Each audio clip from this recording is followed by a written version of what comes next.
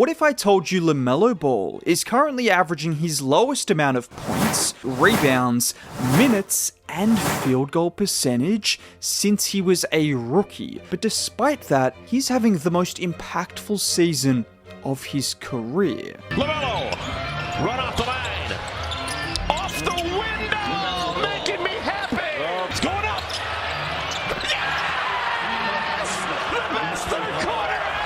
Since the start of 2026, the Charlotte Hornets have been one of the best teams in the NBA. They've had the best offense, a top 10 defense, and the best net rating in the league. And Lamelo Ball has had the best plus-minus in the entire NBA during that period of time. The same guy who last year was criticized for not playing winning basketball. I don't know that LaMelo Ball can play winning basketball. I don't know if LaMelo Ball can be the franchise player on a winner. So how is it possible that someone shooting 40% from the field, a guy who has been criticized for lazy, inefficient basketball that doesn't contribute to winning, has been one of the most impactful players in the NBA, not just over the last 6 weeks, but over the entire season? Well, that's pretty simple, actually. Whilst Lamelo might not be the most efficient scorer himself, he plays a style of game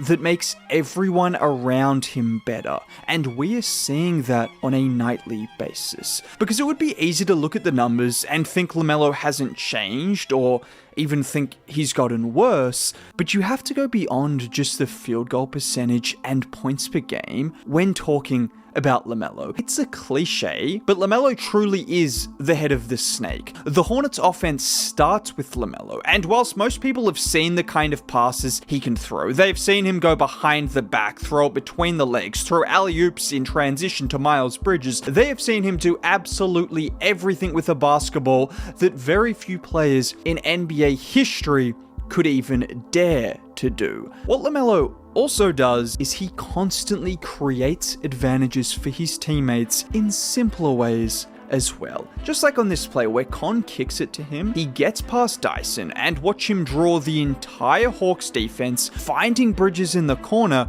who then swings the pass to Con for an open 3. Or in this play where Kobe sets the screen for Melo, Melo finds him driving to the rim, Kobe then kicks it to Green, and even though that shot doesn't go down, that's the gravity of Lamelo creating that open 3. And these are just a couple of plays that didn't result in assists for Lamelo. A couple of plays where he is creating wide open shots without being the final passer. But it's his willingness and ability to shake that first defender which immediately opens up the floor. He is the guy unlocking the defense and allowing the rest of the Hornets team to run free as a result. And these are just the plays that don't show up on the stat sheet. There are also the dimes that he is consistently dropping, and the Hornets are going to need more of this from Lamelo to keep this momentum up in their matchup against Portland. And with Polymarket having their odds at nearly 60%, everyone recognizes how good this team is right now. And I see this as a very favorable matchup for the Hornets, with them ranking top 5 in 3-point percentage this season versus a Blazers team who are bottom 3 and might be without one of their most impactful players,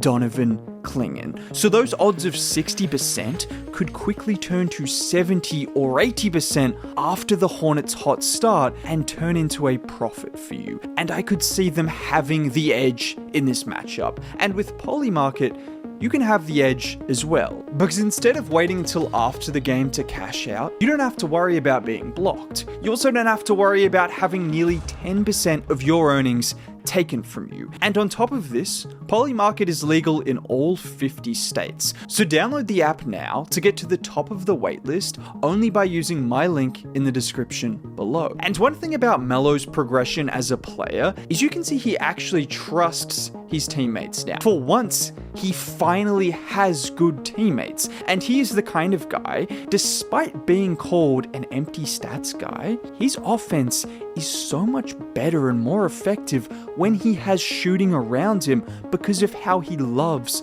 to share the ball. And not only that, he's not afraid to work off the ball. He's willing to make plays like this, where he sets the screen for Con, slips out of it, and with the defense sliding over, he finds Green for 3. And this is something that has made the Hornets so good over the last few months. Guard to guard screening, particularly with the big 3 on Charlotte, who love to shoot and can play make for each other, whether it's Melo screening for Con, vice versa, or Miller doing it for either. If you guys want to watch fluid, beautiful basketball, the Charlotte Hornets, which sounds insane to any of us who have watched the NBA for the last decade, but the Charlotte Hornets are the best offense in the league right now. And that comes from Lamelo Ball. And just getting back to his scoring, it's easy to look at the 40% from the field and think he is so wildly inefficient, he's so terrible, but over half of his shot attempts are 3-pointers. And one thing about Lamelo's scoring, it's his unpredictability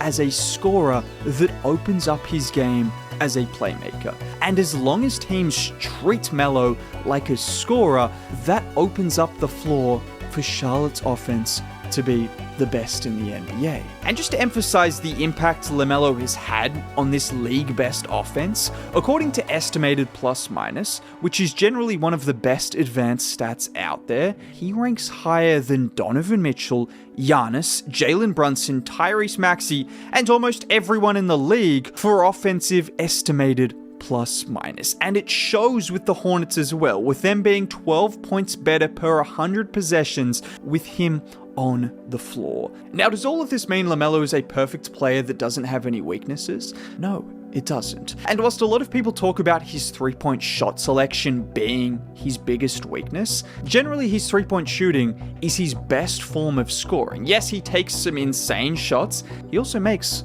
a lot of insane shots. What is his true weakness offensively is the same weakness he has had every single year of his career. And if there is one thing that is undeniably frustrating about Lamelo, it is not the turnovers, it is not the one-legged threes, it is not even the defense, it is his inability to finish near the basket. For someone who makes the game look so easy, the quote-unquote easiest part of the game is the thing that he sucks at the most. Because not only has he been one of the worst finishers in the league for his entire career, this season he's also been awful in that floater range, because shots within 5 to 9 feet, he's shooting 32%. For reference, Jalen Brunson shoots 47%, and Luka 53%. That's the difference between these guys as scorers. Well, maybe a little bit more as well, but it's not the 3-point shooting which people highlight, it is Lamelo's inability to finish at the rim. And for someone who has a good handle, who can get past his defenders, who can manipulate the defense, who has the 3-point shot which opens up the rest of the floor, all he has needed to do for his entire career is put on some more strength and get more consistent at getting to the rim and finishing at the rim. And if he can do that, not only will he have the impact of a superstar, he will have the numbers of a superstar, and he will get treated like an NBA superstar. Because Lamelo Ball has all of the traits you could want if he can refine the rest of his game.